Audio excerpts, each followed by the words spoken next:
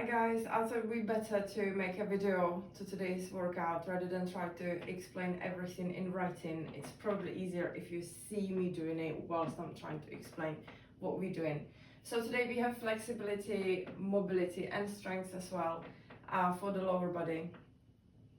I mean, it's really important that we are capable to do and go through the full range of motion with every workout, and obviously in case that you engage in any other sport and any other activity, it just simply makes your life so much easier to perform, and actually it makes your life easier as well if you're properly flexible and if your body is as mobile as possible.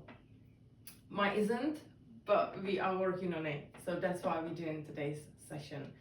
Right, so let's just go straight into it, not to make it too long. So we have a deep squat. Deep squat means that you, as you squat, you keep your foot flat on the floor, okay? Do not go on your toes. You have to be flat on the floor. Your calves has to touch your thighs and then straight back up. Simple. For the next one, we got crossover lunge. I would like you to really try your best. You might have to ease into it, so don't worry if you can't do it straight from the beginning. That's why the working time is 75 seconds, so we don't have to rush it thinking, oh, I don't have enough time, okay? There's plenty of time. Take it easy, take it slow, but just try to go as far as you can. So it's not just to step back, but I actually want you, the leg which is going around, I would like you to go all the way around as much as possible in the level of the static foot, and then you go down to lunge, okay?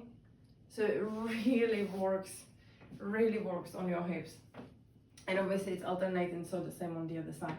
So don't worry if you can't go, and as you ease into it, you might be able to actually put that foot slightly in front of the static foot, which is absolutely fine as well.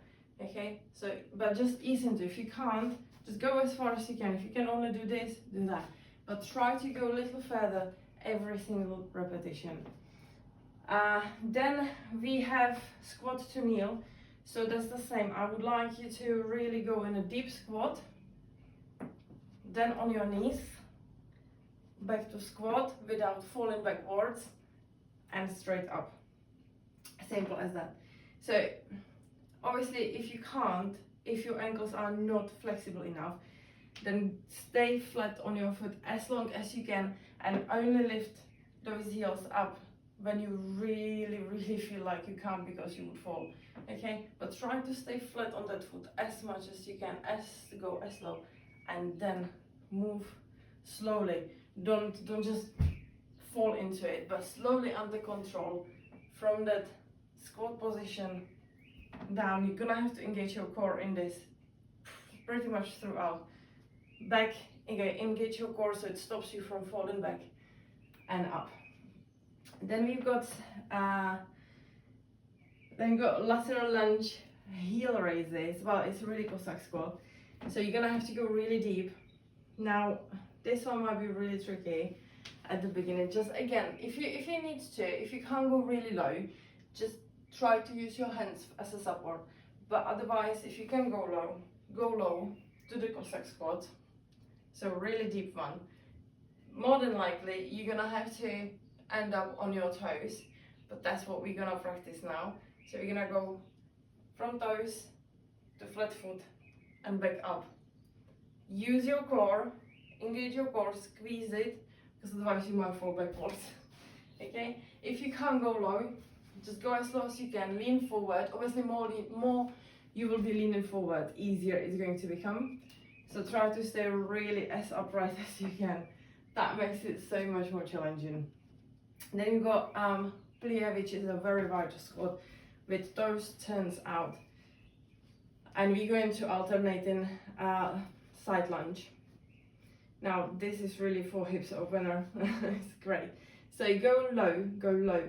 Now you want to tuck your bum in, and again don't round your chest, don't round your back. Keep your shoulders and your chest nice and open, and upright as you can. more you lean in, easier it's become. And you stay in low, ease into it, okay? You can start higher, and as you progress, as the time goes, just go lower and try to stay in that level through the whole time. Nice and low, bum tucked in, and upright. Standing rocks are the next one. Now, obviously, you can make it really easy, but then that's quite pointless. So you can just do simply this with no problem. But I would like you to bend your knees, slightly lean forward, and exactly in this position, rock. Now with the rocking, again, even in this position, you can make it easier by poking your bum out. But I don't want you to do so. I really would like you to remain still, and I want you just those ankle to work. So you might be losing balance. Only make those ankles work,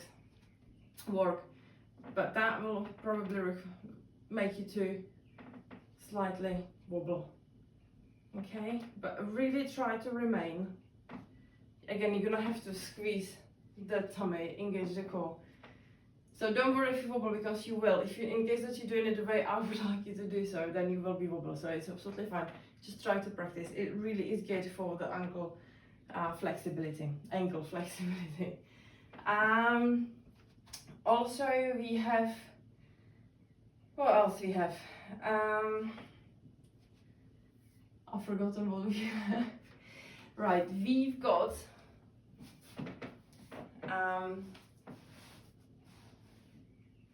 cross sitting to stand up.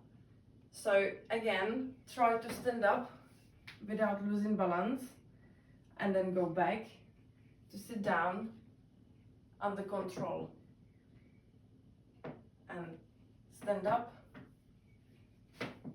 change your legs, and down under control. I don't want to see this, okay? It's, don't bump down, slow it down, really slow it down, and put yourself down under control. And as you stand up, try not to lose your balance.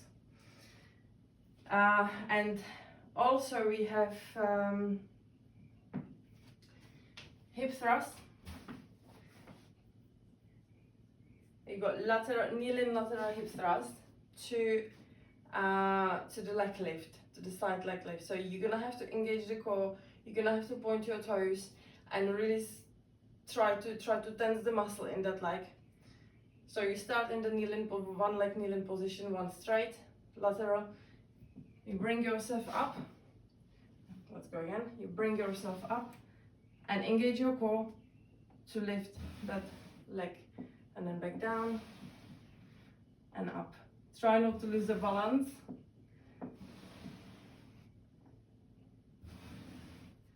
Okay, so that's done. Now with the knee tucks, you can do it if you don't have dip bars, or you can do it in between the chairs. You can just put two chairs together and just put yourself in between. I'm not very good at this just yet, so that's why we practice in it. Obviously, if you're perfect in it, if you can do it, absolutely fantastic. Just do it as difficult and as challenging for yourself.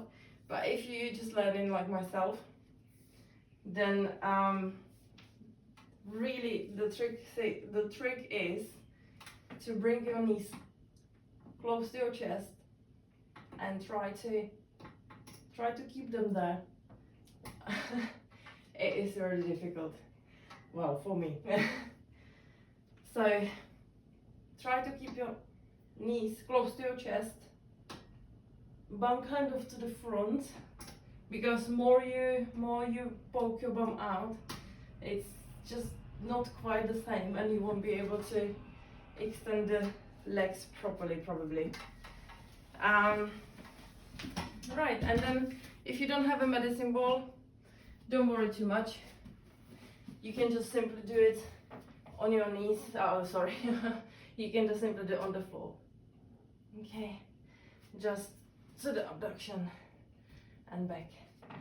Obviously, if you have medicine ball, or if you have any of your Bosu ball, or if you have any ball which you will be able to do this exercise with, just use it because it's really good.